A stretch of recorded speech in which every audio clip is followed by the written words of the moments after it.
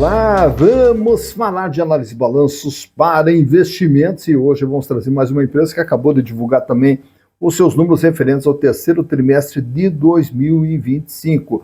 Só que além dos números que ela divulgou no dia 30, referentes ao dia 30 de setembro de 2025, ela também emitiu um fato relevante no dia 30 de outubro de 2025, falando ali sobre uma distribuição de dividendos muito para lá de generosa, mas também, em compensação, um aumento de capital. Estamos falando aqui, sabe de quem? Da Vulcabras S.A.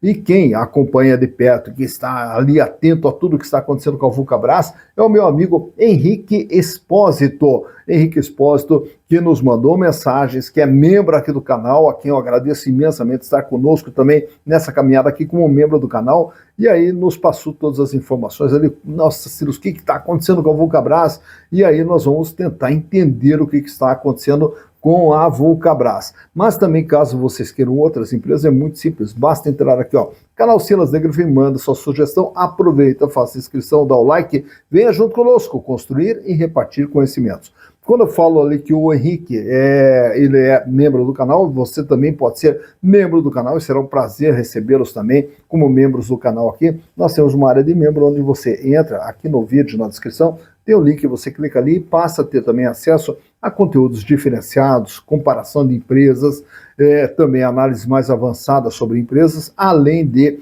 atendimento personalizado. Temos também um grupo do WhatsApp para troca de informações aqui. Então, venha junto conosco também fazer parte desse grupo de membros do canal aqui com valor simbólico. Ali você já passa a ter acesso e sugerir também pautas para que a gente possa trazer esses conteúdos lá na área de membros também. Bom, sobre a Vulcabras, a gente já retratou agora recentemente, nós fizemos um vídeo, contamos toda a história da Vulcabras.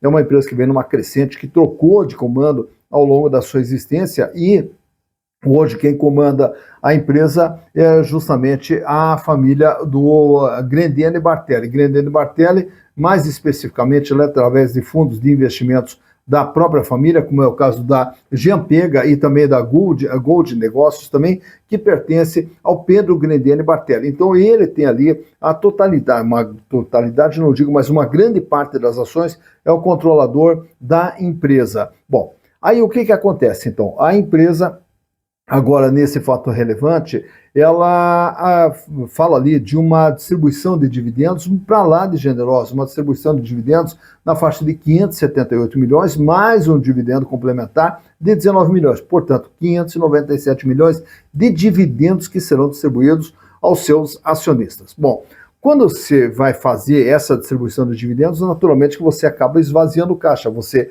usa todas as reservas de lucros que foram sendo constituídas ao longo do tempo, e aí essas reservas de lucro, naturalmente que fazem parte do patrimônio, e a empresa tem praticamente uns 560, 570 milhões de valor de dinheiro em caixa. Então ela vai praticamente esvaziar o caixa para fazer essa distribuição de dividendos. E agora ela faz um aumento de capital também na faixa de 597 milhões, praticamente.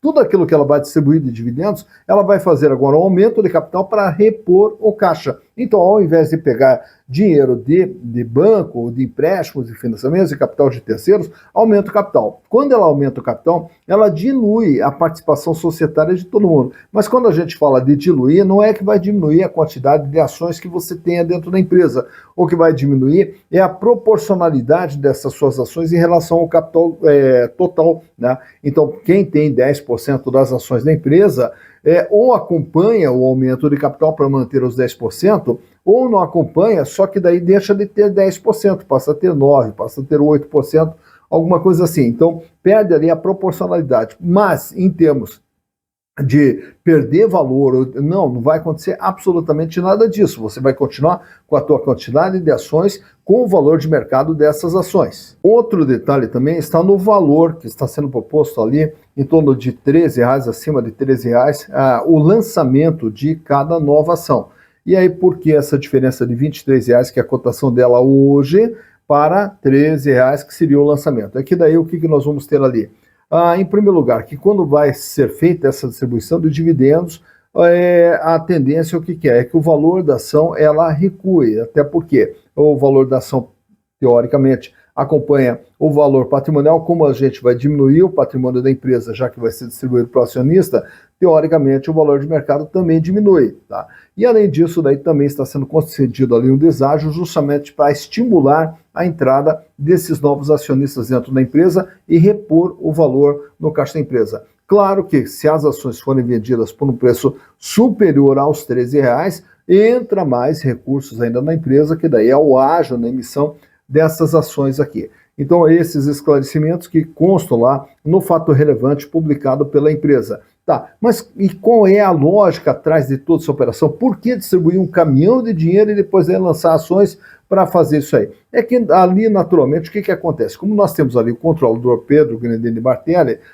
naturalmente que ele deve estar querendo esse dinheiro para fazer investimentos em outras atividades dele, como acionista controlador. E aí o que ocorre? Então faz a distribuição de dividendos para ir dinheiro para o caixa do controlador, que vai fazer outros investimentos com esses recursos aqui. Mas para que a empresa não fique sem dinheiro, para que a empresa não se descapitalize, então faz uma nova emissão. Consequentemente, a participação, se o Pedro Grandene não acompanhar esse aumento de capital, a participação dele acaba sendo menor, mas ele não perde o controle da empresa. A empresa continua ainda sendo controlada pelo Pedro Grandene Bartelli. Então, o que tem por trás, né, de todas essas operações que a Vulcabras está fazendo aqui. Tá?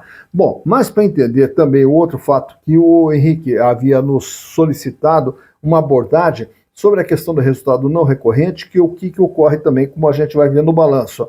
A empresa, principalmente nesse terceiro trimestre de 2025, apresenta ali um crédito tributário relativamente alto, que inflou ali o resultado da empresa, e esse crédito tributário ele se deve justamente a uma disputa judicial, onde a empresa entra com uma ação contra o governo devido ao recolhimento de impostos a maior. E o que é esse recolhimento de imposto a maior?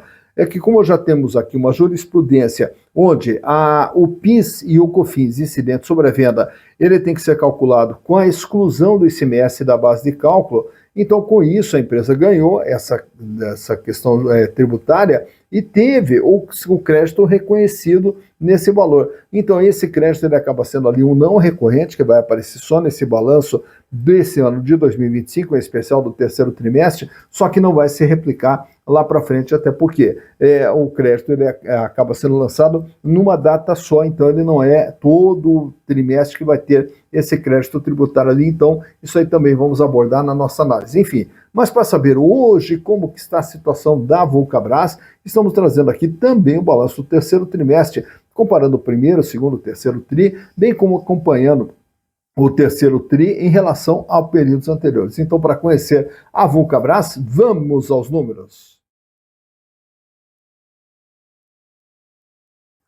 Então aqui estamos com as demonstrações contábeis da Vulcabras, trazendo aqui a DRE dos 3 trimestres encerrados nesse ano de 2025, para podermos começar a entender o que vem acontecendo com a companhia. Nesse primeiro trimestre de 2025, encerrado lá no dia 31 de março, a empresa registrava aqui um faturamento de 701 milhões de reais e fechou com lucro de 106 milhões de reais, com uma margem de 15,1%. Então essa aqui foi a performance do primeiro trimestre. Já no segundo trimestre, aí os números vieram melhores, com um faturamento de 894 milhões e um lucro de 353 milhões de reais só no segundo trimestre.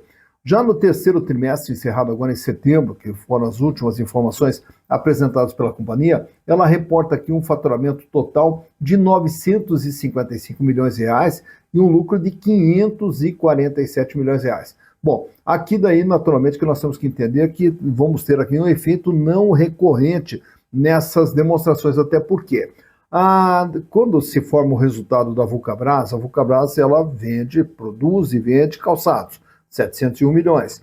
Mas para produzir esses calçados, ela tem um gasto, ela tem um custo de 419 milhões, portanto, ela ganha 281 milhões lá em março, com uma margem bruta de 40,2%. Aí ela paga todas as despesas administrativas, comerciais, que totalizam aqui 24,5% do faturamento, sobrando 15,7% de resultado operacional.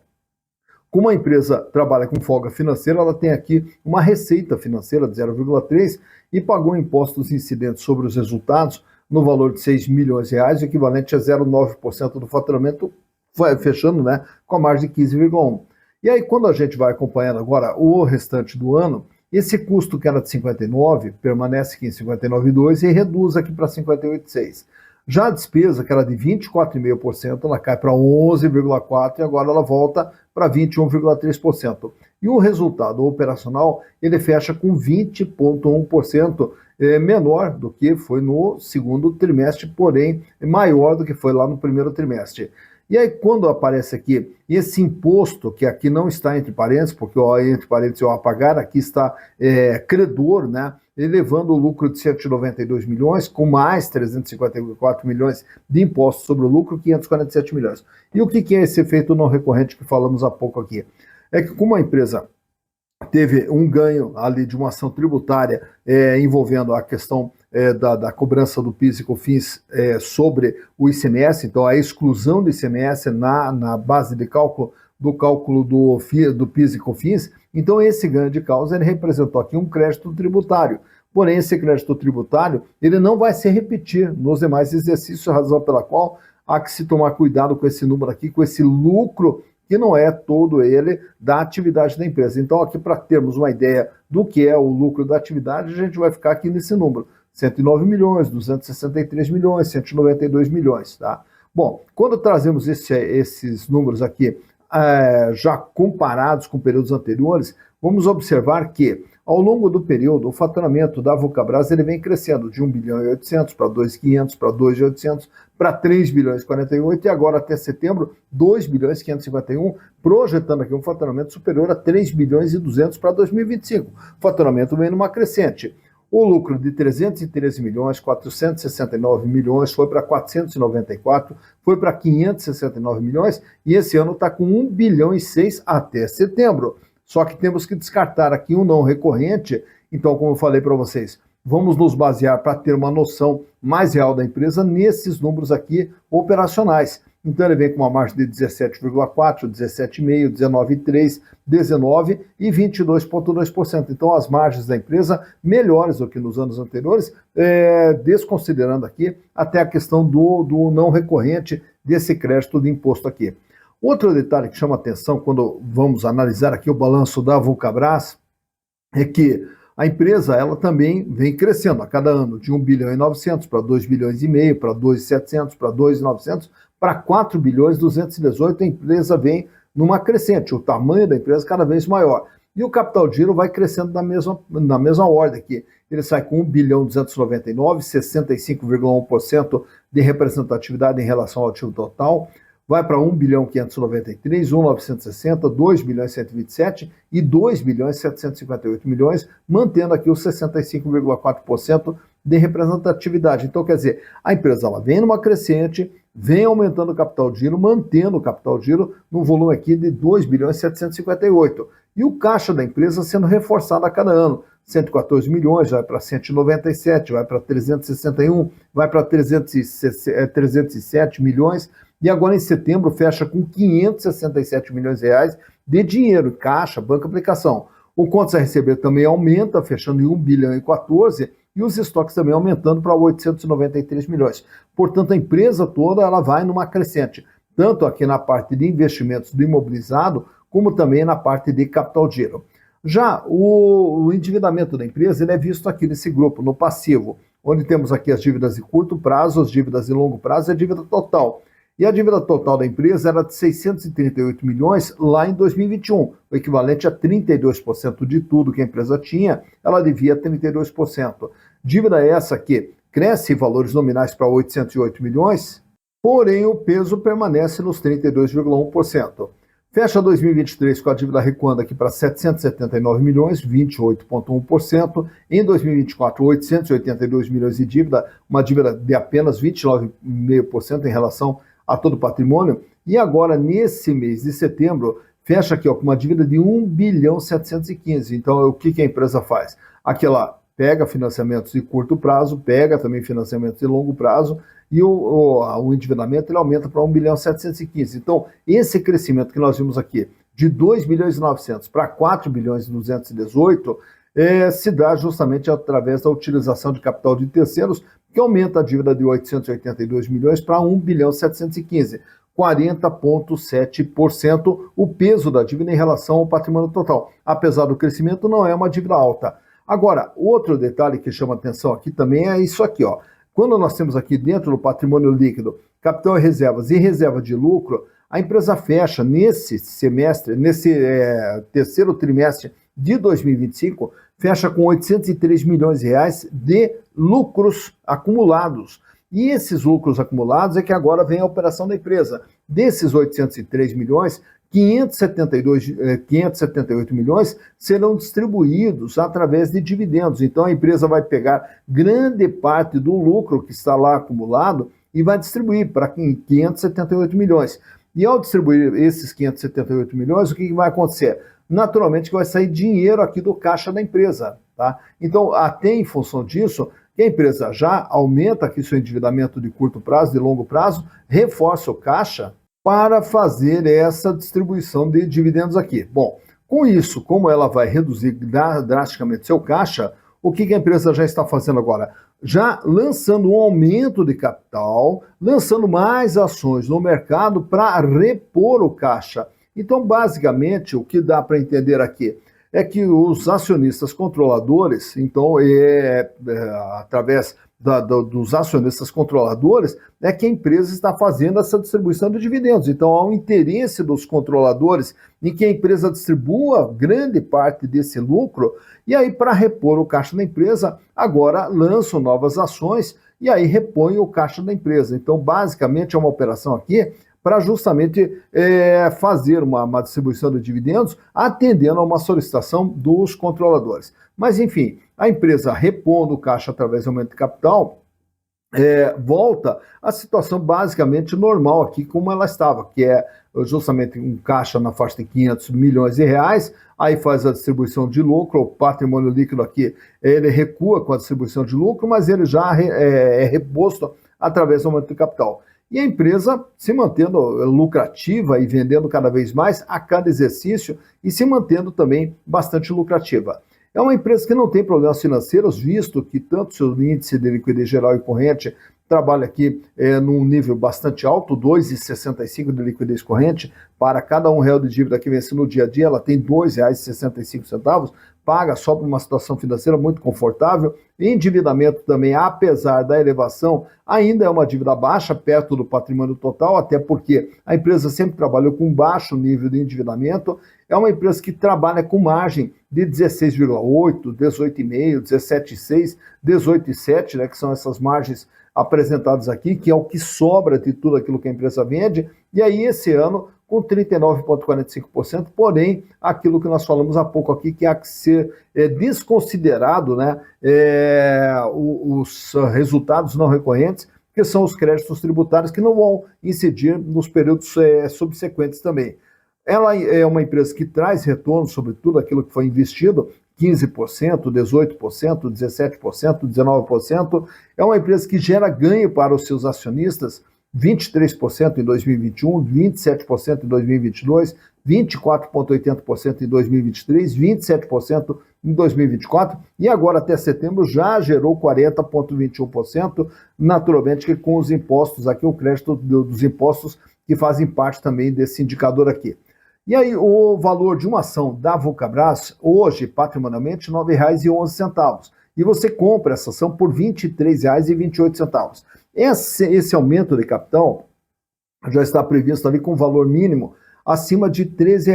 Por quê? Pelo cálculo da empresa, ao fazer a distribuição desses dividendos que falamos há pouco ali, esse valor de mercado dela vai cair. E aí é feito mais um deságio ainda, justamente para estimular a entrada de mais acionistas dentro da empresa. Então, mas no momento, o valor de uma ação, R$ 23,28, o que dá um ágio aqui de 156%, medido pelo PVP, que fechou em 2,56. Lucro por ação, R$ 4,28, que é o que ela gerou nos últimos 12 meses, o que dá uma rentabilidade para o acionista de 18,38%. Dividendos por ação, até o momento, R$ 2,73 distribuídos, o que dá um yield aqui com base no valor de mercado de 11,73%. A relação preço/lucro 5,44, quer dizer, 5 anos e meio para você ter o retorno dos investimentos através dos lucros gerados. E o free float da companhia, 24,56%, até porque a companhia ela é comandada aqui justamente pela Fundação Giampega, que pertence ao Pedro Grendene Bartelli, também aqui pela Gold Negócios com Pedro Grendene Bartelli, e aí nós temos aqui os demais acionistas e temos aqui o free float na faixa aqui de 24,56%. Ao lançar mais ações no mercado, a tendência é que aumente esse free float pela entrada de novos acionistas dentro da empresa. Tag along 100%, se a empresa for vendida, há uma garantia de que o minoritário irá receber o mesmo tratamento do majoritário. E o comportamento do valor das ações da Vulcabras, lá em 2020, ele sai aqui praticamente na faixa de R$6, e aí ela começa a subir em 2020, 2021 já atinge os R$10, 2022 vai trafegando próximo dos R$10, e aí no decorrer de 2022 já belisca aqui os R$15. Em 2023 ela volta aqui praticamente a R$11, só que já dispara novamente. E aí ela atinge seu ponto maior aqui acima de R$20, onde ela fica aqui até o comecinho de 2024, cai em 2024 para R$15, passa aqui por algumas oscilações, e agora em 2025 a empresa começa a subir novamente, apesar das flutuações para cima e para baixo, mas ela aqui numa tendência de alta chegando a R$23,28. Naturalmente que com o lançamento de novas ações, a tendência, e também com os dividendos que serão distribuídos, a tendência é que tenhamos aqui uma redução do valor das ações, mas em função até dos dividendos. Mas se a ação cair, eu vou perder? Não, porque você vai receber parte, se você já tem ação da empresa,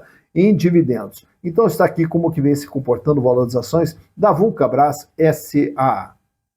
Então, devidamente analisada a Vulcabras, tanto o que está acontecendo aí com esse aumento de capital, essa distribuição de dividendos generosa, né?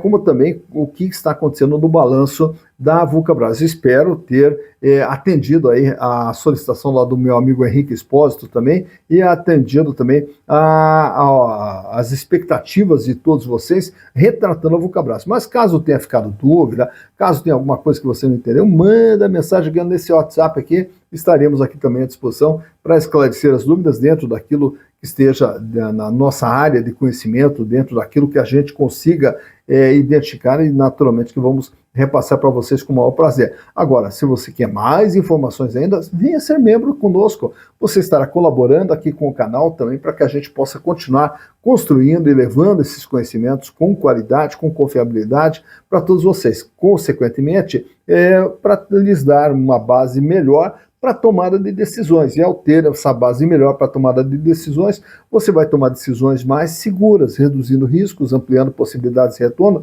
para poder construir o seu patrimônio. Patrimônio esse que lá na frente vem lhe proporcionar uma vida mais digna e uma vida cada vez melhor, que é o que todos nós merecemos. Dito isso, bons investimentos para vocês.